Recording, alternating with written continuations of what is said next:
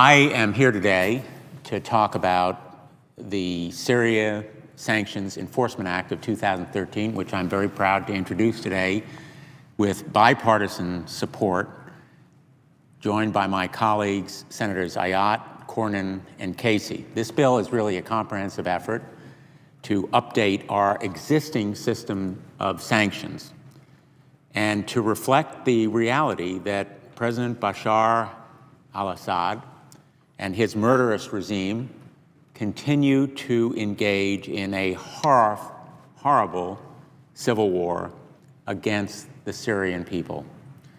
This bill builds on long-standing sanctions against Syria, begun in 2004 to deal with that government's policies supporting terrorism, continuing its occupation of Lebanon, pursuing weapons of mass destruction and missile programs, and undermining United States and international efforts to stabilize Iraq. Following events in Syria beginning in 2011, March of 2011, a series of executive orders have been issued to address the ongoing violence and human rights abuses that have been supported and perpetrated relentlessly by the Assad regime. Congress has come together, fortunately on a bipartisan basis, to sanction many people who are committing terrible atrocities. Now is the time to add to those sanctions, to enhance and enforce them and ensure that they encompass everyone who is enabling Assad to continue his massacres against his own people. I've seen some of the effects of this cruel war in person. Earlier this year, I traveled to the Zaatari refugee camp in Jordan with Senator McCain and Senator Graham, where I saw firsthand how the Assad regime has torn families and lives apart. I returned home from that trip convinced, along with my colleagues, that the United States cannot stand idly while this war rages on and over 1 million Syrians are displaced from their country. A substantial part, the estimates are 30% of its entire population. I remain convinced that the United States should take action, not only with sanctions, but with more effective humanitarian relief. Sanctions are an effective way to cut off Assad's financing and therefore his source of power. Humanitarian relief is necessary to aid the Syrian people who have become refugees in such enormous numbers, even as we pursue those sanctions. Thankfully, most of the world has come together to denounce and isolate Assad for his horrible abuses. Appallingly, a few, most notably Russian banks, finance Assad and enable his continued atrocity.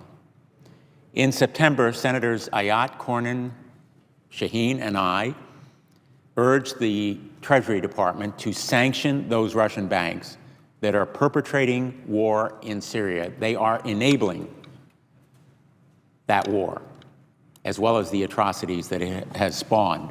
And there is significant evidence that some Russian banks, including VTB, VEB, Gazprom Bank, have given financial cover to Assad and may still be hiding his assets. This bill, the Syria Sanctions Enforcement Act, would ensure that those actors do not go unpunished. It would sanction financial institutions doing business with Assad and his senior officials, and it would also provide for a full accounting of all Assad's assets. If Assad is hiding money in Russian banks or elsewhere, we need to know where that money is, because it rightly belongs to the people of Syria, not to its murderous dictator. But our actions against Assad must be wider in scope than simply the financial sector. And therefore, the Syria Sanctions Enforcement Act looks at all the perpetrators of horrific violence who empower Assad, and it creates sanctions against them. This bill codifies existing executive orders, that sanctions senior Syrian officials and people who sell or invest in the Syrian government. It sanctions anyone who helps the Assad government develop weapons of mass destruction or provides them with conventional weapons. They are responsible for the majority of killings in Syria. They are complicit, knowingly, purposefully.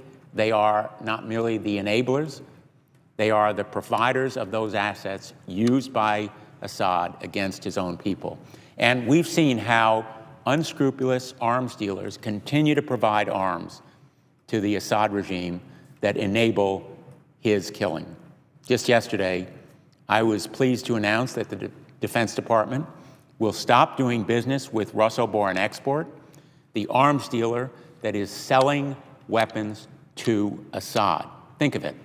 The United States government was financing, with U.S. taxpayer money, purchases of arms for the Afghan government, helicopters, to go to the Afghans with the knowledge that that same Russian export agency was selling weapons to Assad.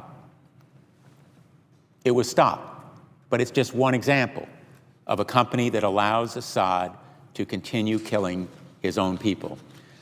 This bill also requires the president to submit a list of people responsible for human rights abuses committed against the people of Syria. The president must submit a list of those culpable individuals who should be held accountable for human rights abuses committed by Assad against his own people. And it will sanction anyone who has provided goods, services, or support to enable human rights abuses. As you can see, this bill would do quite a few things, but there are a number of important things it will not do. It will not prevent the United States from supporting the moderates who are fighting against the Assad regime. And it would not jeopardize our ongoing efforts to destroy Syria's chemical weapons stockpile. Rather, it creates a strategic framework to ensure that the prolonged dismantling of chemical weapons does not serve as a cover for the international community to ignore the brutal reality of these slaughters throughout Syria. It is carefully crafted to ensure that the sanctions do not target the people of Syria themselves who are just trying to survive during a difficult time.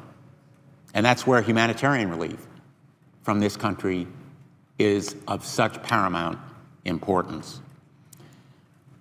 Over the past few months, there has been a lot of debate over what the United States should or should not do in Syria. In these past months, the debate has focused on military force, and many have been hesitant to use such military force in Syria. But that does not mean that the United States can or should stand idle on the sidelines as hundreds of thousands of people are dying and the war threatens to create a wider conflict in the Middle East.